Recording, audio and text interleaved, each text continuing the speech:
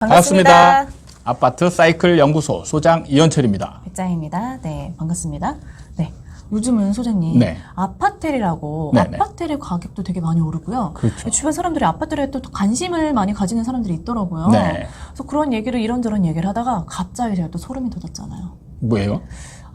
소장님이 18년에 네. 나왔던 책에 전세가를 알면 부동산 투자가 보인다. 네네. 그 책 부분에 소장님이 오피스텔에 대해서 얘기를 하시면서 네. 아파텔이 좋은 투자 상품이 될 거다. 이렇게 말씀을 하셨단 말이에요. 그렇죠. 근데 그렇게 그게 얘기한 기억에 적이 있습니다. 파샤락 나면서 뭔가 이런 예언이 적중했다. 약간 네. 이렇게 생각이 들면서 되게 소름이 돋더라고요. 예언이 적중했죠. 근데 그게 2018년에 나왔는데 17년에 쓰신 거잖아요. 그럼. 그렇죠. 2017년 여름 이제 봄부터 쓰기 시작해서 여름에 이제 그 원고를 다 이제 쓰고 이제 검수 과정이 한 4, 5개월 걸리고 해서 책이 1월 달에 2018년 1월 달에 나온 거죠. 그니까요. 솔직히 근데 저도 아파텔이라는 게 지금도 약간 사람들이 말을 하니까 알긴 하지 되게 생소하거든요. 네. 근데 2017년에는 정말 되게 생소했을 것 같은데 그때 어떻게 사실은 그런 상품이 거의 없다가 네네. 그때쯤 해서 이제 막 생겨나던 때였죠. 네. 그때 이제 야파텔이라는 상품이 이제 주택 가격 상승을 예상하면서 네네. 이게 주택 대용으로 많은 인기를 얻을 수 있겠다 이런 예상을 했던 거죠. 너무 신기한 게 네. 이제 막 생겨난 지 얼마 안 된 네. 그런 상품을 보고 네. 그게 어떻게 대체 상품이 되겠다. 이제 주택의 전체적인 흐름을 예상을 하니까 그러니까 주택 가격이 막 뛰게 되면 네네. 사실 이게 부담스러워서 이걸 쫓아가지 못하는 사람들이 많거든요. 네네. 네, 그러다 보니까 그러면 이거를 대체할 수 있는 상품을 찾게 되거든요. 그게 이제 뭐 대표적인 게 빌라 같은 거였잖아요. 네네네. 이 빌라 같은 경우는 사실 가격이 잘 안 오르는 대표적인 상품이란 말이에요. 네네. 근데 오피스텔 같은 경우도 가격이 좀 안 오른다라는 인식이 생겼었는데 새로운 상품이 생긴 거잖아요. 네. 그 방도 옛날에는 오피스텔은 원룸 위주 맞아요. 이렇게 됐는데 이제 아파텔이라는 상품이 생기면서 이게 방이 2개, 3개 그러니까 네네. 충분히 이제 주거용으로 거주가 가능한 그런 상품이 생겼기 때문에 이게 아파트를 충분히 대용할 만한 그런 상품이라고 예상이 됐었던 거죠. 그러게요. 그러니까 오피스텔이라고 하면 보통 이제 혼자 사는 1인 가구들이 그쵸. 많이 사는 거라고 생각하는데 아파텔은 그래도 2, 3인 가구가 살 수 있을 그런 주거 형태라는 거죠. 네. 아직도 너무 놀라워요. 저는. 네. 사실은 제가 지금 예언을 해서 거의 다 뭐 어떻게 보면 뭐 많은 부분을 정확하게 맞아 가고 있는데 여러분들은 그걸 잘 모르고 계시죠. 네. 이 아파텔이 그럼 정확하게 저는 좀 아직 이해는 안 되거든요. 네네. 근데 오피스텔이랑 아파트가 또 어떻게 다른 건지 살짝 네네네. 얘기해 주실 수 있어요? 사실 아파텔이라는 거는 공식적인 그 상품의 이름은 아니에요. 네네네. 그냥 없는 상품인데 네네. 이름을 지어낸 거죠. 이게 이제 여러분들도 그 아파텔이라는 그 어감에서 이제 느낄 수가 있잖아요. 네. 아파트, 오피스텔. 그래서 아파트와 오피스텔의 합성어입니다. 네네. 근데 이게 이제 정식 명칭은 똑같은 오피스텔이에요. 그러니까 주거용 오피스텔? 그렇죠. 주거용 오피스텔. 오피스텔은 법적으로 네. 사무용으로도 쓸 수 있고 주거용으로도 쓸 수 있습니다. 그래서 실제 사용하는 용도에 네. 맞춰서 이제 세금이나 법적인 적용을 네. 실제 사용하는 용도에 맞춰서 이제 적용이 되거든요. 네네. 그래서 사무실로 사용하면 사무실 법을 따르게 되는 거고 네. 주택으로 사용하면 주택으로 이제 법이 적용돼서 적용되는데 네. 이게 이제 그 전에 지어졌던 오피스텔 같은 경우는 이거를 어느 쪽으로도 다 쓸 수가 있었잖아요. 네네. 그러다 보니까 어느 한쪽에 포커스를 맞춰서 만들지를 못했어요. 그래서 아주 애매한 네. 사무실로도 쓸 수 있고 주거용으로도 쓸 수 있게. 그래서 많은 그 오피스텔들이 이때 바닥에 보일러가 들어가지 않고 네. 네. 그다음에 이제 주거용으로도 사용할 수 있게 화장실이나 싱크대는 갖추고 네네. 이게 뭔가 형태는 갖췄지만 아쉬운 부분이 많죠. 그렇죠. 무늬만 있는 느낌이죠. 네. 약간. 그런데 이제 아파텔이라는 용어를 만들어내면서 이제 완벽하게 그냥 주거용으로만 쓸 수 있게 오피스텔을 설계를 해서 만든 거죠. 그래서 사실은 거의 아파트하고 똑같습니다.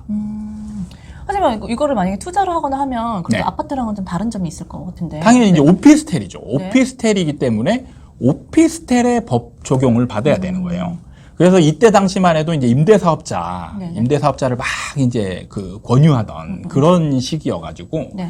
이제 임대사업자 혜택을 그 받는 주택 임대사업자를 내면서 세금 혜택, 취득세 혜택 받고 그 다음에 임대사업자로서 양도세나 뭐 이런 것들 혜택을 받는 그런 용도로 이제 조금씩 자리를 잡아가던 그런 시점이었죠. 지금 같은 경우도 똑같이 아파트를 사잖아요. 네.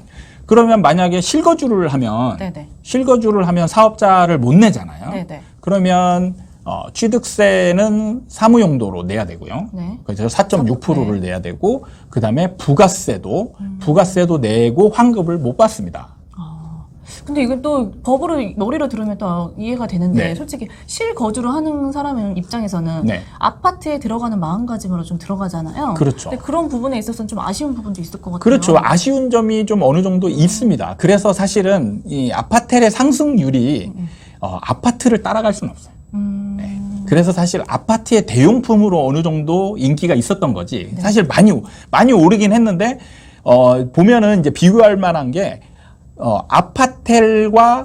아파트가 동시에 같은 브랜드로 같은 현장에 지어진 데들이 많거든요. 네네. 그 대표적인 데가 이제 킨텍스나 네네.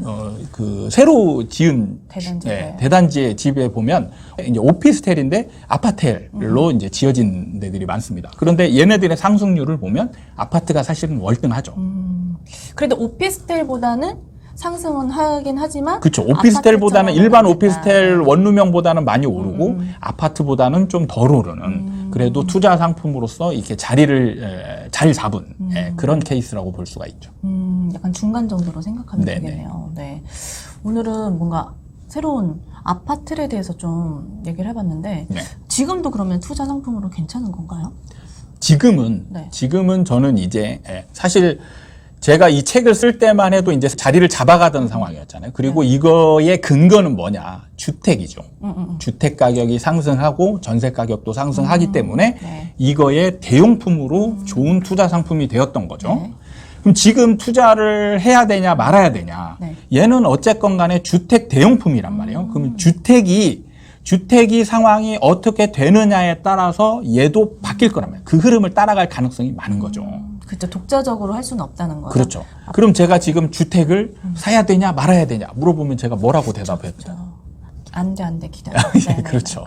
그러니까 지금 시점에서는 이미 이제 어느 정도 많이 오른 상태. 그리고 지금 이제 투자하려고 하면은 최소한 2년 내지 뭐 3년 이상 보유를 해야 되는데 네. 이때쯤이면 이제 주택이 어떤 흐름이 어느 정도 이제 꺾이는 상황이 되기 때문에 네네. 이때부터는 아파텔도 어느 정도 이제 이런 상승 추세가 꺾일 가능성이 많다라고 보아지는 상황입니다.